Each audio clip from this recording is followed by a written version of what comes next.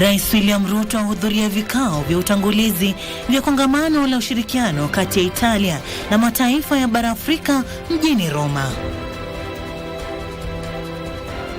Na watoto wawili wateketea hadi kufa baada ya nyumba yao kushika moto kwenye kijiji cha Nyanduma eneo. Na mtazamaji, sasa karibu tuweze kukujuza taarifa hizo kwa kina. Jina langu ni Sarafina Robi, mkalimani wa hii leo ni Lensa Odingo. Tukianza ni kwa baadhi ya wakazi na viongozi katika kaunti ya Nairobi wanataka baadhi ya vipengee katika mswada wa ujenzi wa nyumba za bei nafuu mwaka 2023 virekebishwe. Wakitoa maoni yao kwa kamati ya bunge la kitaifa kuhusu masuala ya fedha wakati wa shughuli ya ushirikishaji umma kuhusu mswada huo, washiriki walihoji hitaji la mtu kuweka amana ya 10% ya gharama ya nyumba ili kupata nyumba hiyo, wakidai kuwa amana hiyo ni ubaguzi na huenda ikasababisha kutengwa kwa watu wa kipato cha chini wanaoishi katika mitaa ya mabanda. Mwanahabari wetu Abdiaziz Hashim anatuarifu zaidi. Siku ya 10 ya vikao vya kunakili maoni ya umma kuhusu mswada wa ujenzi wa nyumba za bei nafuu wa mwaka 2023. Wakazi kutoka kila jimbo la Nairobi walijitokeza kutoa maoni yao kwa kamati ya bunge la kitaifa kuhusu masuala ya fedha katika bunge la kitaifa. We've heard that houses are being sold. And you place a deposit of 360,000 before you are allocated the house. I stay in Madare. I cannot have 3 meals in a day. If I take tea, I don't take lunch. Mimi nimechoka kuitwa majina. Tumechoka kuitwa watoto Waislamu. Tunaitwa kitongoji duni, mtaa wa mabanda wa Kibera. Yaani hizo ndio majina zetu. Hakuna jina zetu, tunataka sasa kubadilishiwa majina. Tunataka kuitwa hata Baraka Estate. Kwa sababu by the end of the day sisi ni Wakenya wote. Wakazi kutoka maeneo bunge ya Mathare, Lang'ata, Makadara na Kibra wanataka hitaji la lazima la amana ya 10% ya gharama ya nyumba hizo kupunguzwa. When it comes to tendering, please just consider, let's have structures and committee and make sure such that those people are living there, like the vulnerable youths, maybe robbing and mugging, they be incorporated in this work. Pesa ile wamepata, wanajenga manyumba, wamenunua mashamba, ni kupitia kwa pesa yetu maskini sisi. Na sisi wakati president wetu alisema anataka affordable house, yani aliingia kwa kiatu yetu.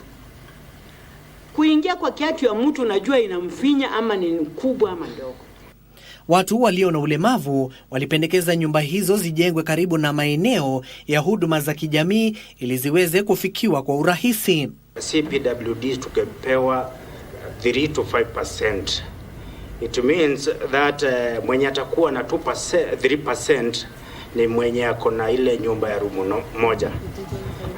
4% mwenye atakuwa na rumu ya rumu mbili. That is na then 5% mwenye atakuwa amefikisha apewe 3 bedroom.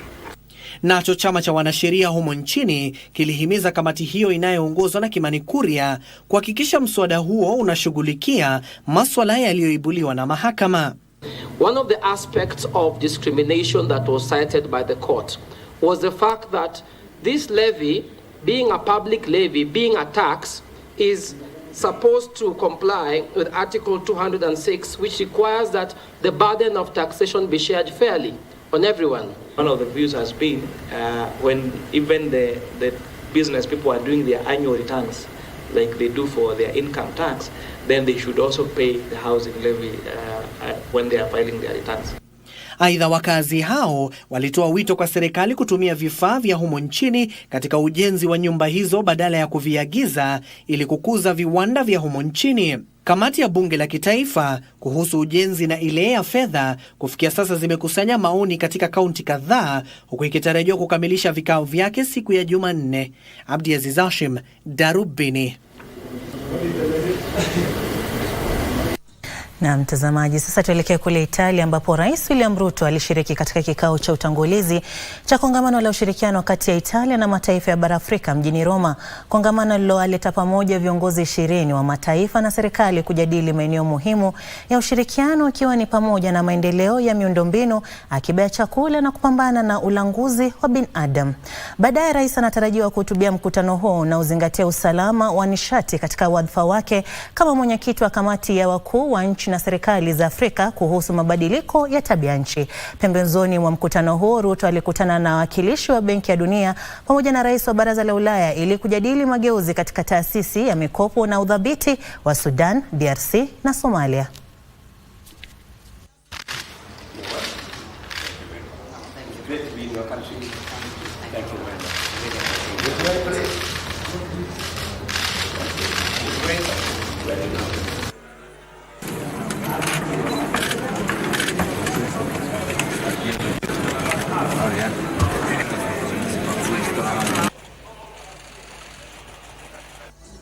Tukirejea humu nchini ni kuwa baadhi ya vituo vya afya vinavyodaiwa kulaghai malipo kutoka kwa hazina ya kitaifa ya bima ya matibabu yani NHIF havina vifaa vya kuwahudumia wagonjwa wanaoelekezwa katika vituo hivyo kutoka hospitali nyingine. Uchunguzi uliofanywa na kamati ya bunge ya kitaifa kuhusu afya katika baadhi ya vituo vya afya jijini Nairobi inabaini kuwa baadhi yavyo havina maafisa waliohitimu kutumia mashine na kuchunguza wagonjwa. Leo asubuhi kamati ya bunge la taifa kuhusu afya ilifanya uchunguzi wa vituo vya afya katika kaunti ya Nairobi kufuatia madai ya kulaghai malipo katika hazina ya kitaifa ya bima ya afya. Hatua yao katika kituo cha kulinda wazee cha Beirut haikuzaa matunda, kwani kituo hicho kilikuwa kimefungwa baada ya kupashwa taarifa kuhusu uchunguzi huo. Kamati hiyo inaongozwa na Peter Otieno ilifika hadi kituo cha kuwalinda wazee cha Joy, ambapo ripoti ya ukaguzi ilionyesha kwamba kituo hicho kinadai shilingi milioni 400 kutoka hazina hiyo. This is just one of the facilities we have come as a committee. There are a lot of fraudulence practices, a lot of falsifications, claims, which is happening across the country. Maswali yaliibuka kuhusu jinsi kituo hicho chenye vitanda 21 kilikuwa kikipokea wagonjwa wanaoelekezwa huko kutoka kaunti kadhaa. What we have seen in terms of the capacity of your theaters, there is a clear mismatch. It is not possible to have carried out those number of surgical cases in those theaters. How do you explain it? Pia ilibainika kuwa akikuwa na wahudumu wa afya wenye uwezo wa kutumia mashine ya kuchunguza magonjwa. Audit. A total of 54 claims worth 7 million had radiology films, reports manipulated for pre-authorization. I don't really understand. Yeah. Because a film one is taken from the radiology. I don't know how it can be doctored. Is not qualified to report on X-rays. Kenyans, be rest assured that this committee will fight for you because we are representative to ensure that what we give from public coffer is put to use and the services you are given are correctly priced. Baada ya kukamilisha kazi yake ya kutambua ukweli, kamati hiyo baadaye itawasilisha ripoti ya mapendekezo yake kwa bunge la taifa. Kwingineko ni kwa baraza la mashirika mbalimbali ya kiserikali kuhusu bajeti ya kiuchumi IBEC limebuni kamati ndogo maalum itakayosaidia kutafuta mbinu za kukomesha mivutano inayoshuhudiwa kuhusu mgao wa fedha kwa kaunti katika mwaka wa fedha 2024 na ule wa 25. Hatua hii iliafikiwa wakati wa hafla ya kikao cha kawaida makala 22 cha baraza hilo likiongozwa na naibu rais Rigathi Gachagua. Magavana wamekataa pendekezo la serikali kuu la mgao wa shilingi bilioni 391. Joseph Wahungu na maelezo zaidi.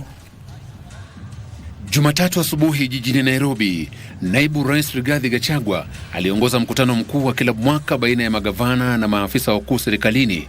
Mkutano huo uliangazia njia mwafaka za kulipa malimbikizi ya madeni ya mwaka wa fedha 2022-2023.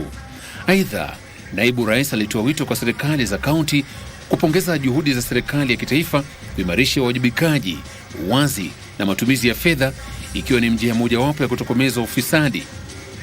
As we collaborate in addressing productivity in the entire economy, we must tackle the threats of a rising wage bill. Corruption is a threat to both levels of government. Let us work collectively to put in place control measures to monitor use of public funds for procurement and expenditure to be within the law. Naibu Rais alikariri kujitolea kwa serikali kuu kusambaza fedha kwa serikali za kaunti kwa wakati ufaao. I wish to emphasize our commitment to the timely disbursement of funds to counties. We are nearly up to the date for December 2023. Despite this, I strongly urge you to fast-track payments of pending bills. Indeed, we should not be having pending bills for the last financial year. Wakati huo huo, kamati ndogo maalum inayojumuisha wawakilishi kutoka baraza la magavana, tume ya mgao wa ushuru na hazina ya kitaifa imebuniwa kuhakikisha imetathmini usawazishaji wa fedha zinazosambazwa. Hii ni baada ya kaunti kukataa mgao wa serikali ya kitaifa wa kima cha shilingi bilioni 391, huku magavana wakitaka watengiwe shilingi bilioni 450. 450 billion ambao tunapendekeza ni ile tu ambayo tumefanya hesabu yetu na tumeona kwamba hiyo ndio ama ile ndio tutasimama nayo, kwa vile kulingana na sisi tuko na changamoto nyingi sana ambao tunakumbana nazo. Kwanza kama hii maneno ya health, universal health coverage. Huku serikali kuu na za kaunti zikisalia kulumbana kuhusiana na kiasi cha pesa zinazopaswa kutumwa katika serikali za ugatuzi, magavana wanaonya kwamba huenda huduma muhimu hasa za afya zikakwama iwapo shilingi bilioni 450 wanazoitisha hazitatumwa kwa kaunti haraka ipasavyo. Nikiripotia Darubini ya Channel 1, mimi ni Joseph Wahungu. Naam, shukran sana Wahungu kwa taslifi hiyo. Mtazamaji, kwenye taarifa nyingine ya kutamausha ni kwa wakazi wa kijiji cha Nyandoma eneo bunge la Lari kaunti ya Kiambu wamepigwa na butwaa wakiwaza na kuwazua kufuatia vifo vya watoto wawili waliochomeka katika nyumba yao.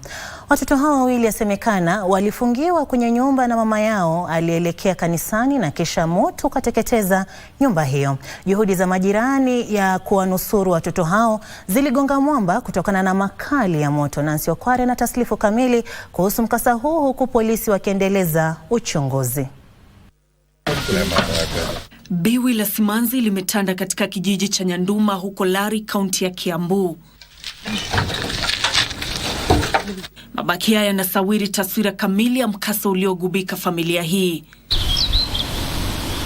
Watoto wawili, wa kiume mwenye umri wa miaka 3 na dadake mwenye umri wa mwaka 1, waliangamia baada ya moto kuteketeza nyumba yao ya vyumba viwili. Tukapigiwa simu tukiwa makanisani kwamba kuna moto imeshika hapa, na watoto walikuwa wameachwa na mama yao wawili wakiwa wamelala, na moto ikashika na ikaweza kuwachoma wote wawili. Maafisa wa DCI waliweza kuja na polisi na pia majirani wakakuja wakajaribu kuokoa, lakini haingewezekana, mioyo yao tayari ilikuwa imeenda. Au msichana wangu alikuwa amekimbia kanisa, iko tu hapo karibu, na ndipo sasa tulitolewa hiyo duru ilipigwa, ndio ilitoa watu makanisani wote wakajaa mahali hapa na wakatusaidia sana. Mama yao anasema alifunga nyumba akaelekea kanisani moto huo ulipolipuka. Anasema angali amepigwa na bumbuazi kwani hajui chanzo cha moto huo. Naona kama ni mtoto huyo kijana wa miaka 3.5, kama ndio pengine angekuwa akiwasha kando, kwa sababu siku zilizopita, siku kama 3 hivi, tulikuwa hatukuwa na stima, na so kwa hivyo tuliwahi kununua makandos, na sasa hiyo ni kufikiria, si ati ni kusema hiyo ndio wazo. Kijajulikana, maana hata stima mahali pa kuwasha ilikuwa juu, haifikia. Kiberiti nilikuwa nimeweka huko juu kwa itara, hangefikia. Kiberiti sio chini, hiyo hapana. Hangewasha moto maana kiberiti ilikuwa juu, hangefikia. Familia imetoa wito kwa asasi za upelelezi kuanzisha uchunguzi ili kusaidia kubaini chanzo cha moto huo. Miili ya watoto hao kwa sasa imehifadhiwa katika makafani ya Mukoe ikisubiri kufanyiwa upasuaji, huku uchunguzi ukiwa umeanzishwa dhidi ya mkasa huo uliosababisha vifo hivyo.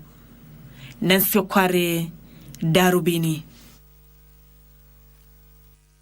Na mpole kwa familia ya watoto hao, na Mungu aweze kuzilaza roho za watoto hao mahali pema penye wema. Na mtazamaji, taarifa inatukamilisha awamu ya kwanza ya Darubini. Tunachukua pumziko fupi sana, tunarejea na taarifa zaidi.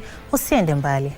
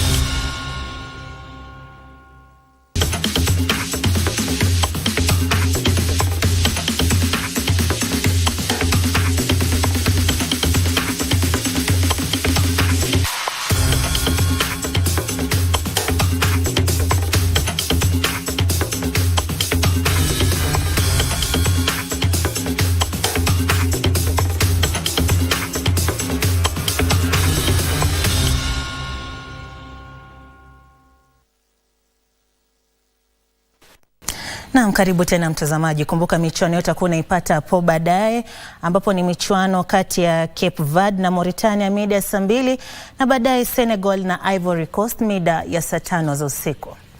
Tukiendelea na taarifa zetu, ni kwa watu 11 wamefariki kufuatia ajali mbaya barabarani katika eneo la Otho huko Nyando, kaunti ya Kisumu, kwenye barabara yenye shughuli nyingi ya Kisumu Nairobi. Ajali hiyo ilihusisha basi la kampuni ya Super Metro lilokuwa likielekea Nairobi kutoka Kampala, Uganda, na lori lilokuwa likielekea Kisumu. Miongoni mwa waliofariki papo hapo ni pamoja na mtoto mchanga, huku manusura 30 wakijeruhiwa. Majeruhi wanaendelea kupata nafuu katika hospitali ya mafunzo na matibabu maalum ya Jaramogi Oginga Odinga na hospitali ya matibabu maalum ya Ahero. Walioshuhudia wanasema dereva wa basi hilo alikuwa akijaribu kulipita gari moja lilipogongana ana kwa ana na lori.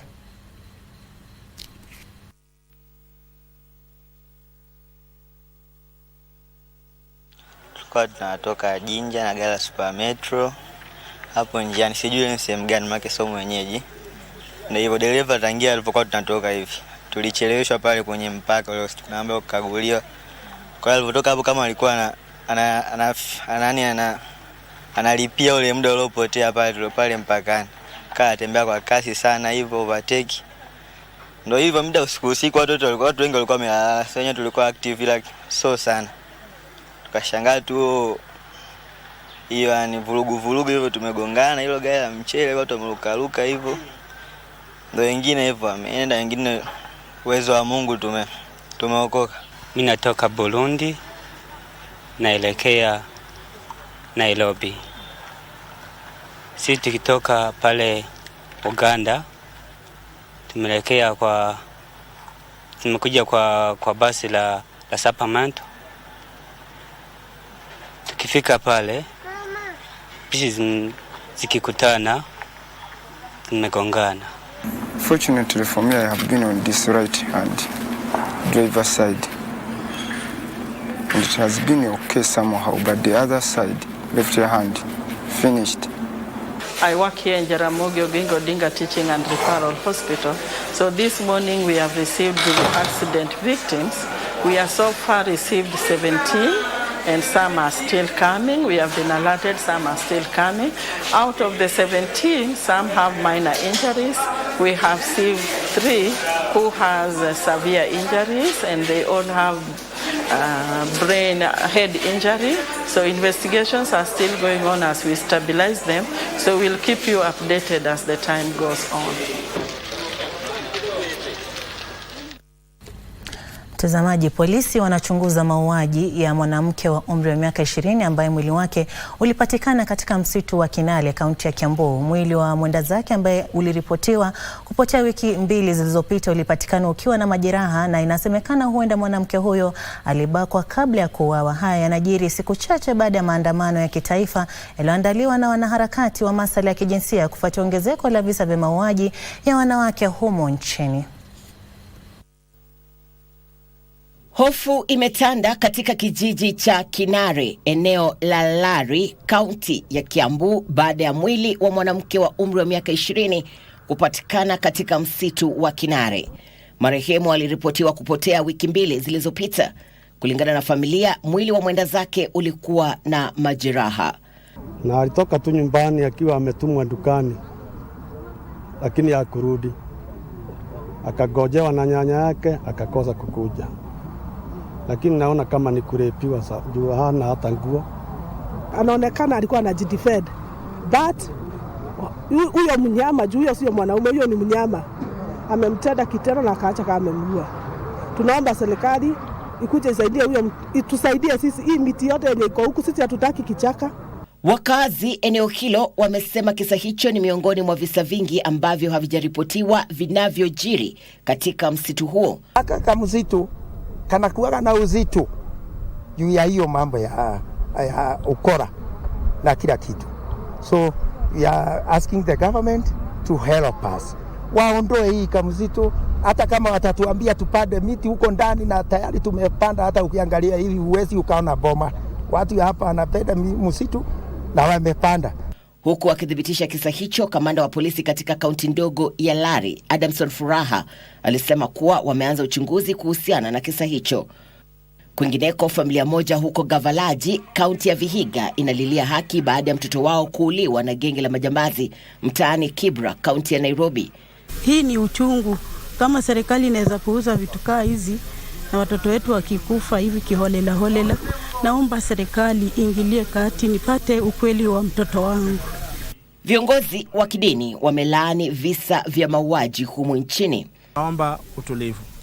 Jambo la pili, tunaomba watu watafute kazi za kufanya, kazi ambazo kama ni za halali, isiwe ni yenye kutoa mtu damu, kwa sababu riziki hiyo inakuwa ni haramu. Irene Mchuma Odim, Darubini. Tukielekea kwenye ukanda wa pwani, mtazamaji, ni kwa viongozi wa upinzani wameambiwa wasiingize siasa katika ubomoaji wa nyumba katika eneo la Changamwe, kaunti ya Mombasa, kutoa nafasi mradi wa serikali wa ujenzi wa nyumba za bei nafuu. Viongozi wa mrengo wa Kenya Kwanza kutoka pwani wakiongozwa na seneta maalum wa Mombasa Miraji Abdullahi walitaja mradi huo kama mpango mzuri katika utoaji makazi bora na ajira kwa vijana. Ubomoaji wa nyumba uliofanywa Ijumaa iliyopita katika eneo la Changamwe, Mombasa, kwa ajili ya ujenzi wa nyumba nyingine chini ya mradi wa ujenzi wa nyumba za gharama nafuu umekosolewa, huku upinzani ukishutumu serikali kwa kitendo hicho. Hata hivyo, baadhi ya wanasiasa katika eneo hilo wakiongozwa na seneta maalum wa Mombasa Miraji Abdullahi wametetea serikali wakisifia mradi huo. Ningependa ieleweke ya kwamba Rais William Samoei Ruto hana mkono wowote katika kuvunjwa kwa nyumba za Changamwe. Nyumba za Changamwe, Likoni na Bakstani. Sisi watu wa Mombasa hatutabaki nyuma kusema kwamba hatutakubali kujengewa nyumba za kisasa. Tuwe ni watu wa kwenda kwenye miji ya watu na kupiga selfie katika majumba ambao serikali imejitolea kutujengea. Viongozi hao pia wamewalaumu polisi kutumia nguvu kupita kiasi katika kuwafurusha wapangaji. Mimi nalaani vikali wale maafisa wa polisi walokwenda kutumia nguvu kuwaondosha wale wakazi, maana wao ni wa Kenya na wana haki ya kupewa ulinzi. Jumla ya kuwa walikuwa wamepewa notice, walikuwa wanafaa kupewa hadhi ya utu na ubinadamu kutolewa katika zile nyumba. Parsai Frederick, Darubini. Kwingineko ni kwa katibu katika wizara ya kawi Alex Wachira amepongeza uamuzi wa kubatilisha arifa ya gazeti rasmi la serikali kuhusu mpango jumuishi wa kitaifa wa usambazaji umeme ili kutoa fursa ya kuandaliwa mazungumzo zaidi kati ya ngazi mbili za serikali. Kulingana na arifa hiyo, serikali za kaunti zilikuwa zimetwikwa jukumu la kupanga na kujenga mifumo ya usambazaji umeme serikalini katika serikali ya kitaifa, ikijukumiwa kuratibu na kutathmini sera kuhusu utekelezaji mifumo hiyo, ikiwa ni pamoja na usambazaji gesi. As State Department for Energy, you are one of the people who urged the revoking of the Gazette notice, because we looked at certain issues and we saw that they may not necessarily work, and there are areas that we are able to corroborate. Our constitution speaks to us on the distinct of the two levels of government. Article 6(2). Yes, we are distinct, but we are still again interdependent. That means that we have to work closely together. And there comes the intergovernmental relations. Kampuni za walinzi wa kibinafsi zimeagizwa kuwasilisha makubaliano ya utekelezaji wa kiwango cha chini cha mshahara cha shilingi 30,000 kwa walinzi wote wa kibinafsi. Kupitia barua iliyoandikwa tarehe 29 Januari mwaka huu, afisa mkuu mtendaji wa halmashauri ya kudhibiti kampuni za ubawabu Fazul Mohamed amesema kampuni hizo zina muda wa siku 7 kusaini na kuwasilisha makubaliano hayo, la sivyo zitapokonywa leseni za kuhudumu. Halmashauri ya kudhibiti kampuni za ulinzi za kibinafsi PSRA imetoa onyo kwa kampuni zote za ulinzi za kibinafsi nchini kutii agizo la serikali la kutekeleza kiasi cha chini cha mshahara cha shilingi 30,000 kwa wafanyikazi wao ili kuepuka kupoteza leseni zao za kuhudumu. Afisa mkuu mtendaji wa halmashauri ya kudhibiti kampuni za ulinzi za kibinafsi Fazul Mohamed alitahadharisha kampuni za ulinzi za kibinafsi zitakazokosa kuwasilisha makubaliano hayo katika muda wa siku 7 zijazo. Kuanzia tarehe ya agizo tachukuliwa hatua kwa mujibu wa kifungu cha 32 cha sheria. Kiwango hicho cha chini cha mshahara kinatokana na mapendekezo ya Baraza la Kitaifa la Mishahara la Idara ya Usalama ambalo lilibuniwa mnamo mwaka 2019 ili kutathmini na kutoa ushauri kuhusu masuala ya malipo na masharti ya utumishi wa walinzi wa kibinafsi. Timothy Kipnosu, Darubini.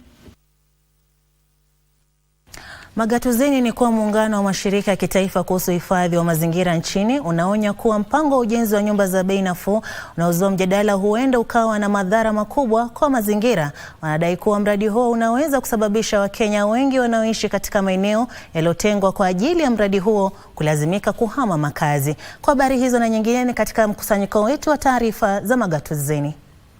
Kuhutubia wanahabari mjini Naivasha, mwenyekiti wa muungano huo Dominic Walubengo alisema rasilimali kama vile maji, mbao na mchanga zitaathiriwa pakubwa na mradi huo, akielezea hofu ya kwamba mafanikio yaliyopatikana katika kulinda na kuongeza misitu nchini yatapotea.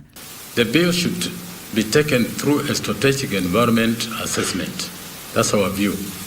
To determine the probable impact of the affordable housing program on communities and the environment. So it's not just a question of reading the bill and saying the parliament has passed it, but what impact will it have once it's implemented? Kwingineko, katika azima ya kushughulikia visa mbalimbali vya kisiasa vinavyohusiana na vurugu vilivyoripotiwa katika kaunti ya Migori katika muda wa miezi 3 iliyopita, washikadau wamebuni mipango ya kuzuia vurugu zaidi katika kaunti hiyo.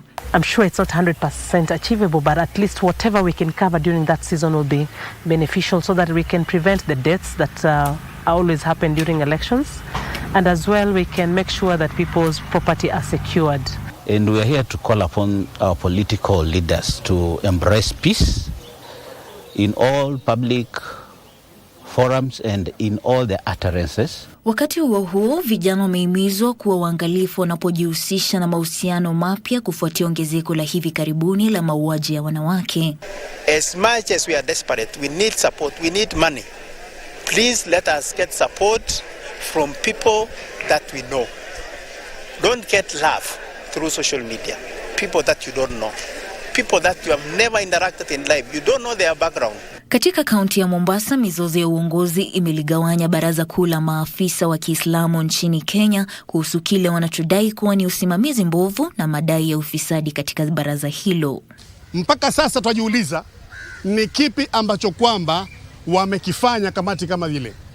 Miaka yote hii ni kipi ambacho kwamba Waislamu wamefaidika mbali na ufisadi ambao kwamba walikuwa wakifanya. Hatimaye serikali ya kaunti ya Makueni ikishirikiana na vilabu vya kamari kutoka kaunti za Nairobi na Machakos zimezindua matibabu ya bure kwa wagonjwa wa macho. Wanalenga kufanya upasuaji kwa watu zaidi ya 500 wenye ulemavu wa kuona katika siku 3 zijazo. Pauline Nasimiu, Darubini.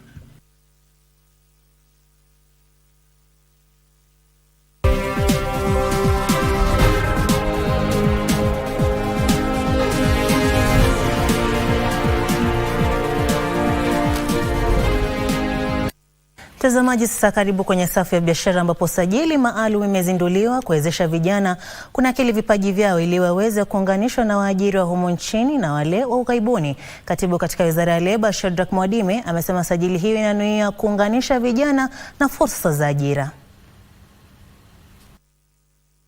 Juhudi za kuwezesha Wakenya kunoa vipaji vyao katika nyanja za kidijitali, serikali imezindua sajili ya kunakili vipaji vya vijana walio na weledi katika masuala ya teknolojia. Sajili hiyo itawezesha vijana kuendeleza maarifa yao na kuunganishwa na fursa za ajira katika nyanja ya teknolojia. All unemployed persons are required to register their skills data on the National Skills Inventory. In this regard, the State Department for Internal Security and National Administration shall play a critical role in mobilizing the youth to register their skills on the system. Katibu katika Wizara ya Leba amesema serikali itasaini mkataba na serikali ya Ujerumani kukuza ushirikiano katika nyanja mbalimbali zikiwamo biashara, teknolojia, utamaduni na elimu. Only that, on matters labor migration, owing to the fact that there are job opportunities that are opening up abroad, particularly in the Western European countries and also the Gulf countries, some countries within the Middle East, it is critical for us to do a survey concerning the skills that we have so that going forward we will ensure a smooth labor migration to these destination countries. Frederick Moki, Darubini. Kwingineko ni kwa taasisi ya fedha za umma imesema ulipaji wa deni la serikali huenda ukaathiri ukuaji wa uchumi mwaka huu. Afisa mkuu mtendaji wa taasisi hiyo James Muraguri amesema Kenya ipo katika hali tete kiuchumi kufuatia mikopo ya miaka mingi na kushindwa kwa sekta ya kibinafsi kubuni nafasi za ajira kwa mamilioni ya vijana wanaohitimu kila uchao. Muraguri anatoa wito wa kuongezwa kwa fedha zinazotengewa sekta ya elimu na afya kwenye bajeti ili kukidhi nakisi inayosababishwa na ukosefu wa ufadhili kutoka nje. Say that sustainable nature for Kenya. The economy is resilient, right? We are high, we are at a distress level. Let's be very honest. We are at distress level, as we have noted in the publication. But more importantly is the government commitment to fiscal consolidation, and more important, investing in the private sector. So the only thing that can support our citizens as a country is investments in the private sector. So we want to think through how government tax policy measures would likely translate to supporting citizens. Now, we are lucky enough because the food basket is shaping up,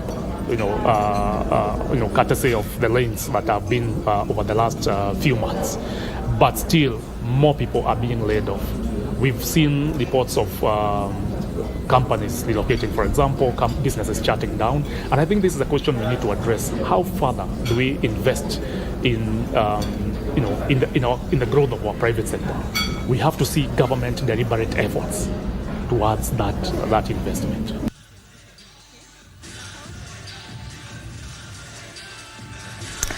Kwingineko ni kwa wauzaji 10 wa mbegu wako katika hatari ya kupokonywa leseni zao iwapo uchunguzi unaoendelea utawapata na hatia ya kuuza mbegu ambazo hazijaidhinishwa. Benson Roba na taarifa kamili.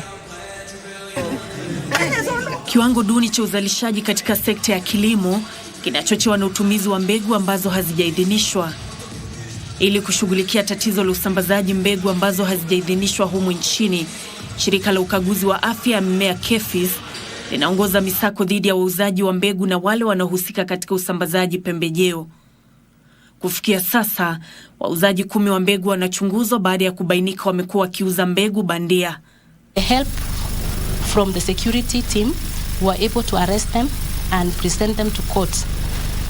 So as we speak, the court process is on. Wakati wa msako huo wa KEFIS, zaidi ya kilo 400 za mbegu ambazo hazijaidhinishwa zilinaswa. This is going on across the country. We are visiting all agrovets. We are visiting all outlets to ensure that the seed that is being sold is certified and those who are selling are licensed to handle seed. Shirika la KEFIS linawashauri wakulima kununua mbegu zilizoidhinishwa pekee na kudhibitisha mbegu hizo zina kibandiko cha KEFIS.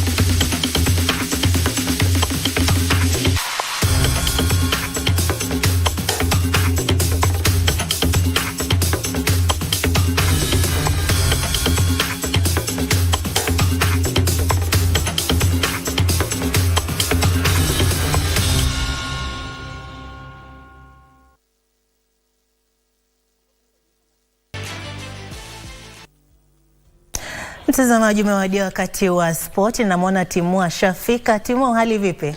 Salama sana, buheri wa afya, mzima kama kigongo kanacho. Leo tarajia nini? Leo wana sport watakuwa wanasubiria mechi babu kubwa, hasa timu yako ambayo inacheza hii leo, Lions of Teranga, mwendo wa saa 5 wakiweza kupimana nguvu na wenyeji Cote d'Ivoire, na hali kadhalika mechi ambayo vile vile itakuwa inachezwa mwendo wa saa 2, Mauritania na Cape Verde. Na unashabikia gani?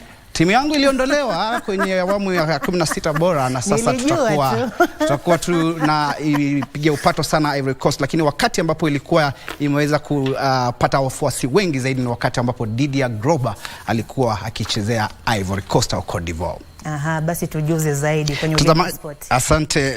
Naitwa Timothy Kipnusu, karibu kwenye habari za spoti. Tuandamani hadi tamati, na ngonanga na taarifa kwamba John Mutua alitoa ubingwa wa mashindano ya gofu ya Heritage Mag iliyoandaliwa katika uwanja wa gofu wa Karen.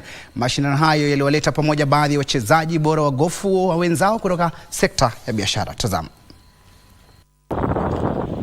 John Mutua aliibuka mshindi wa mashindano ya gofu ya Heritage Mag yaliyoandaliwa katika uwanja wa mchezo huo wa Karen. Mashindano hayo yaliandaliwa kuboresha uhusiano mwema baina ya wachezaji gofu wa uwanja wa Karen na wafanyi biashara kwenye eneo hilo. Yalikuwa mashindano ya kufungua mwaka kwenye uwanja huo kabla mashindano mengine kuandaliwa mwaka huu. On behalf of Liberty Group and in particular Heritage Insurance, which is the short-term business for Liberty in Kenya, we're very happy to be here. Today's mug is amazing. I think for me it is the highest turnout I've ever seen for a mug. Kwingineko, timu ya Al Zizia FC ya Meru ilishinda Luanda Villa Vihiga mabao 4-3 kwa njia ya penalty baada ya timu hizo kutoka sare bao 1-1 kwenye mechi ya kuwania kombe la Mozart Bet uwanjani Kinoru.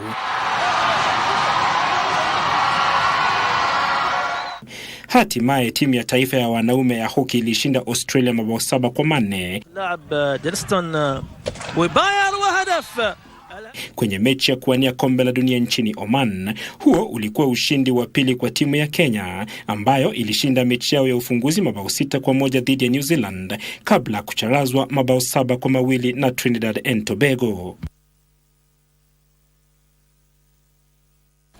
Tukiagana na hayo, mtazamaji, mchuano wa raundi ya 16 bora unaosubiriwa kwa hamu na hamumu utachezwa hii leo usiku, ambapo mabingwa watetezi Senegal wataendelea kutetea taji yao ya bara Afrika dhidi ya wenyeji Cote d'Ivoire uwanjani Charles Konan Bani saa 5 usiku. Mshindi wa mechi hiyo atachuana na mshindi wa mchuano baina ya Mali na Burkina Faso utakaochezwa hapo kesho usiku uwanjani Korohogo. Kabla ya mechi hiyo, Cape Verde itakutana uwanjani na Mauritania kuanzia saa 2 usiku. Mechi hizo mbili zitaonyeshwa mbashara kwenye runinga yako ya KBC Channel 1. Jana usiku, Misri na Equatorial Guinea zilibandiliwa kwenye mashindano hayo ya bara Afrika. Masuaku. Back to another throw. Wissa, this must be a big chance, and it's there. Cedric Bakambu.